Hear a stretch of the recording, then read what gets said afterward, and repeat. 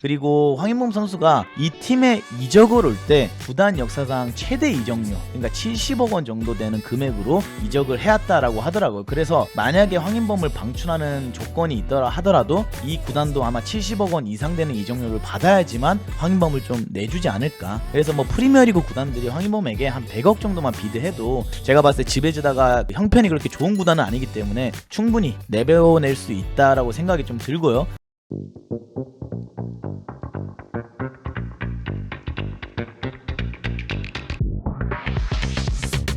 자, 일단 황인범 선수 이야기인데 그래도 황인범 선수가 오랜만에 또 이런 기사가 떠서 상당히 기분이 좋아요. 왜냐면은 저희가 작년 겨울쯤에 황인범 선수가 그 올림피아코스랑 관계가 상당히 안 좋아져가지고 사실상 막 싸우고 나오고 이런 시절이 있었는데 그때에 비하면 어떻게 보면 팀을 정말 잘 찾았고, 물론 잘 찾았다라는 표현이 안 맞기도 할 수도 있어요. 왜냐면 우리나라 국가대표고 월드컵 갔다 왔는데 누군가가 봤을 때 아쉬울 수 있는 리그에서 뛰고 있잖아요. 허나 뭐 어디든 변방리그든 어디든 그 팀에서 본인이 최선을 다하면서 지금은 이제 세르비아 매체에서 기사가 얼마 전에 올라왔는데 한국 축구 국가대표 미드필더 황인범이 잉글랜드 프로축구 프리미어리그 구단들의 관심을 받고 있는 것으로 알려졌다. 그래서 세르비아 매체 인포머는 22일 EPL의 스카우터들이 세르비아 컵 준결승 경기를 보려고 마라카나에 올 예정이라고 보도를 했습니다. 그래서 인포머 같은 경우에는 이제 재정적으로 정말 좋은 제안이 온다면은 지베지다의 경영진은 이 제안을 수락할 것을 고려할 것이다.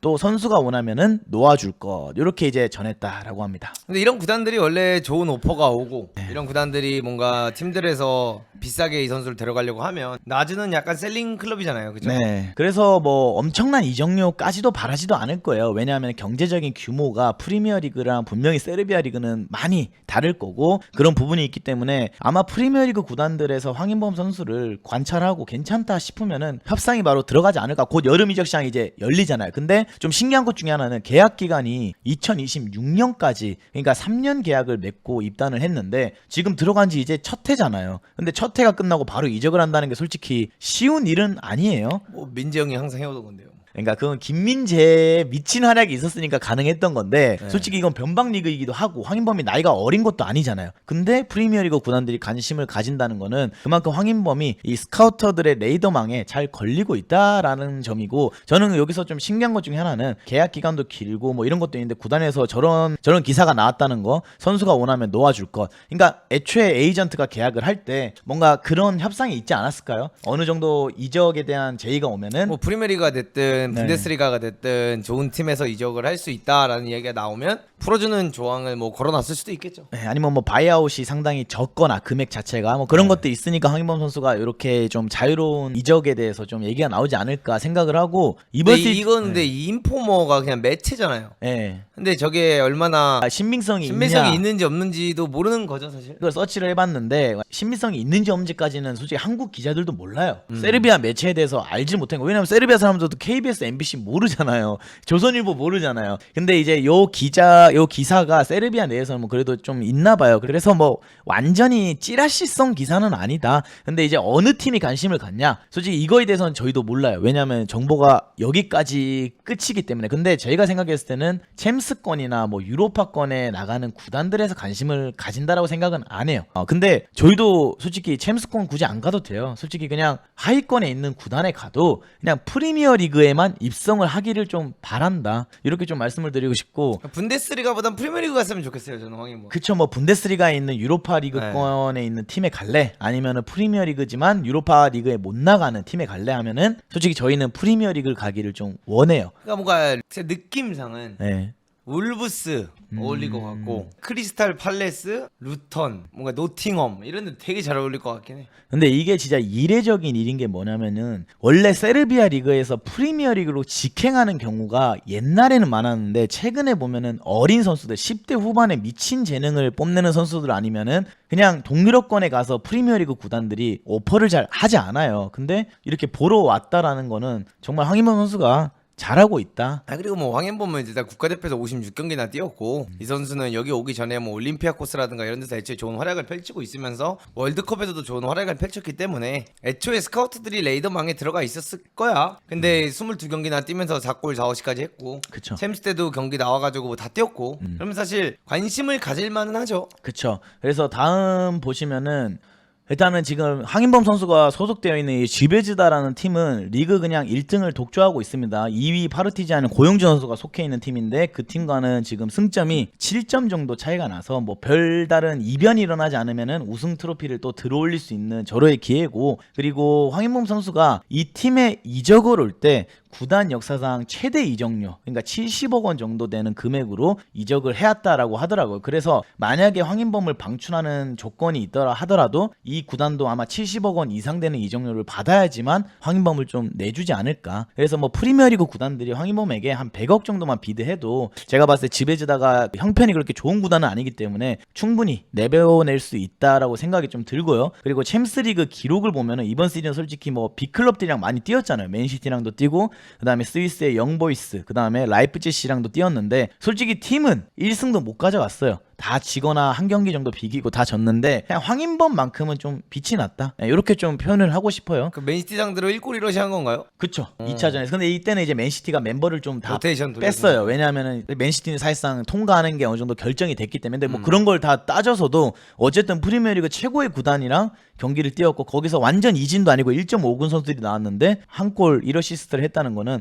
정말 좋은 기록이었다. 그렇죠. 네, 이렇게 말씀드리고 싶고요. 그리고 황인범 선수가 이적설이 정말 많았던 선수 중 한 명이에요. 허나 그 많았던 이적설 중에 이적을 안타깝게도 못했어요. 그러니까 지금 이적설의 타임라인을 보면은 일단은 2021년도부터 꾸준히 유럽 팀들과 이적설이 나왔었고, 페네르바체 터키 구단인데 김민재 선수가 뛰었던 그 구단과 겨울에 이적설이 나왔지만 이적이 사실상 무산이 됐고, 그리고 이제 어떻게 보면 루빈 카잔이라는 팀이 그 전쟁 여파로 인해서 황인범을 제대로 활용을 할 수가 없었어요. 그래서 이제 FC 서울이 황인범을 좀 임대 조항을 걸어서 영입을 하게 됐고, 반 시즌 정도 활약을 하고 다시 이제 유럽에 있는 팀을 찾으러 나갔지만 어쨌든 뭐 아우스부르크나 아니면은 프랑스 리그왕의 로리앙 이런 팀들이 황인범을 원했지만 어쨌든 거기랑도 좀 닿지 않았고, 잘 안 되지. 그러던 찰나에 이제 그리스 리그에 있는 팀인 올림피아코스랑 연결이 돼서 이적을 했었고, 근데 이때 이제 그리스 리그 가기 전에 뭐 미넨글라드바흐라든가 아니면 프랑크푸르트, 호펜하임까지 분데스리가에 있는 클럽들이 황인범을 좀 원했는데 어쨌든 이 팀들이랑도 협상이 제대로 되지 않았습니다. 그래서 뭐 이거에 대한 이유는 솔직히 저도 명확하게는 모르지만 이때 이적할 때 루트를 좀 보면은 루빈 카잔이 전쟁이나 이런 것 때문에 선수가 FA로 무조건 풀어줘야 되는 그 상황이었어요. 그러니까 뭔 뜻이냐면은 황인범은 이때 이적료 없이 팀을 찾을 수 있었던 상황이었어요. 근데 이제 어쨌든 빅리그로 진출하지 못했기 때문에 매우 좀 아쉬웠고, 올림피아코스에 가고 나서도 이제 황인범이 뭐 나폴리라던가 혹은 뭐 프라이부르크랑도 연결이 됐는데 이적이 되지 못했어요. 그리고 이제 마지막에 올림피아코스랑 좀 싸움이 일어났고, 아까 제가 전에 말씀드렸던 그 이적료가 없이 올림피아코스에 왔는데 올림피아코스가 황인범에 대한 소유권을 주장하면서 본인이 황인범을 팔 때는 더 많은 금액을 창출해야 된다, 이렇게 이제 말을 했기 때문에 황인범이 이제 삔또가 많이 나갔었죠. 그래서 이제 레드스타라는 팀이 마르코 마린이라는 옛날에 전 축구 선수가 있어요. 첼시에서 뛰었던 그 선수가 지베즈다라는 팀의 단장으로 있는데 그 분이 황인범을 적극적으로 추천했고 영입까지 하게 됐죠. 그래서 그분이 요번 아시안컵 때도 서령우 선수를 원래 보러 왔어요. 그래서 서령우 선수 영입하려고 막 접촉했는데 홍 감독님이 no.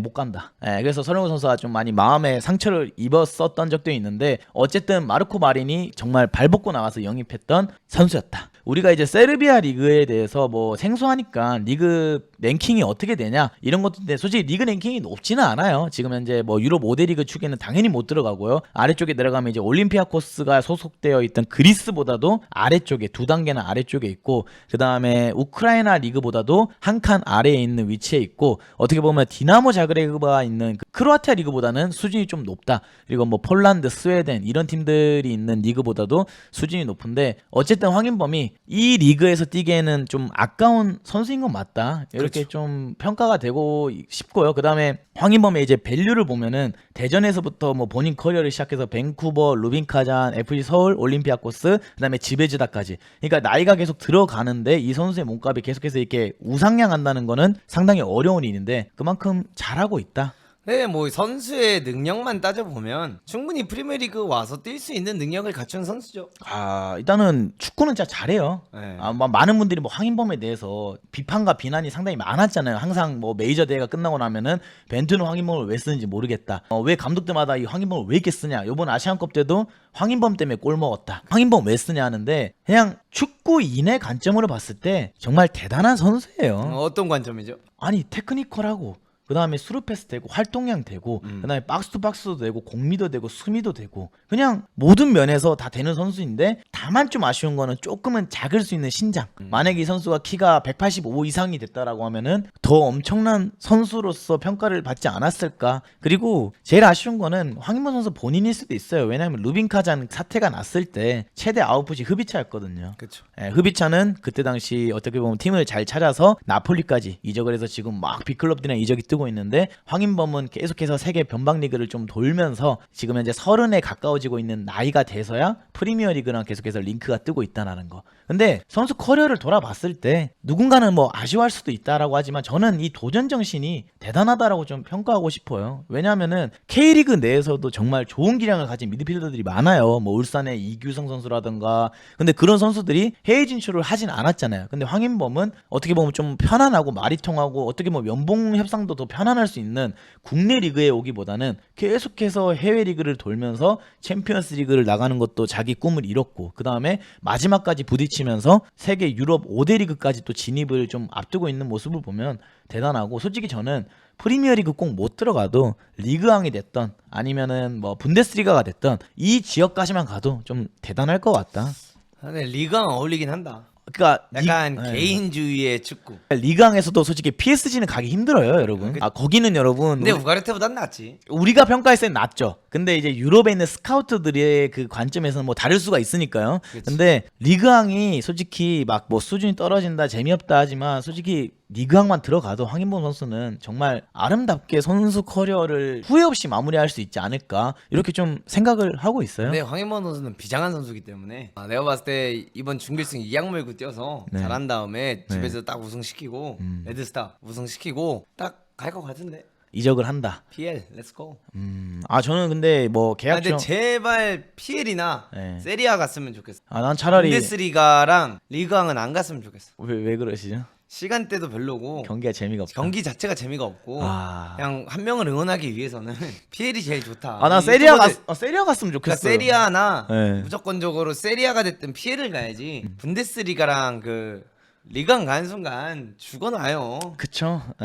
그래서 뭐 세리아가 됐던 아니면 뭐 프리미어리가 됐던 요 두 리그를 좀 저희는 강력하게 추천을 하고 싶고 이번 여름 이적 시장에서 정말 어떤 이동이 일어날지 모르겠는데 울버햄튼이 만약에 된다라고 하면은 정말 더 좋을 것 같고 그래서 황인범 선수가 잘해서 좋은 팀으로 좀 이적을 했으면 좋겠다. 그리고 지베지다 우리 좀 많이 개무시하는데 여러분 챔피언스리그 우승팀이에요. 누가? 지베지다요. 이 레드스타가? 언제? 90-91 시즌에 유럽 챔피언스리그 전신이긴 해요. 근데 그것도 똑같은 챔스인데 우승팀입니다. 우승을 했어요 내가? 그리고 그 인터밀란에서 무리뉴 아래에서 그 하프발리 때려가지고 중거리 포도 꽂은 그 샬케전에 스탄코비치인가?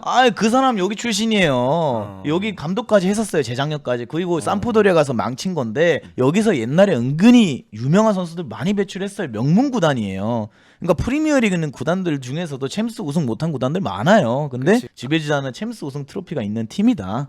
대단하네. 물론 뭐 지금은 많이 멀어지기도 했고 우승을 더 이상 못하지만 그래서 명성은 많이 죽었는데 어쨌든 동유럽권 안에서는 정말 유명한 명클럽 중 하나다. 명클럽이다. 이렇게 좀 말씀을 드리고 싶어요. 미하일로비치 그렇죠. 대포할 슈팅 미하일로비치도 여기 있었고 대단한 선수들이 많이 거쳐갔습니다. 너무 오래전 얘기다 근데. 그거 말고는 자랑거리가 없어요. 세르비아 리그 우승은 뭐 밥 먹듯이 하는데 그거 얘기해서 도움되는 게 없으니까요. 그래도 뭐 그 트로피가 있다는 것 자체가 그래서 여러분 트로피가 중요한 거예요. 그러니까 시간이 지나고 그러니까 언젠가는 이 팀을 평가할 때 봐보세요. 챔스 우승 트로피 때니까 깜짝 놀라잖아요. 놀랬죠. 이 팀이 뭐 챔스 우승이 있다고? 물론 뭐 여기서 손흥민 선수에 대한 언급은 따로 하진 않겠지만 그래서 여러분 트로피라는 게 중요하다라는 겁니다. 팀을 평가하는 기준이 될 수 있기 때문에 대국민 뜨끈하네. 클럽을 얘기하는데 갑자기 선수가 왜 나와요? 싫으면 싫다 하세요. 좋습니다. 좋은데 이제 그 클럽에 대해서 우리가 얘기할 때 챔스 우승 트로피 하나쯤은 있으면은 가오가 안 떨어지니까요. 물론 황인범이 거기 흥민이 형이 왜 나오냐고. 이적을 했으면 좋겠다. 그 구닥다리 팀에 그만 뛰고 이적했으면 좋겠다. 아무튼 이렇게 이제 황인범 선수의 이적에 대해서는 좀 정리를 해보도록 하겠습니다.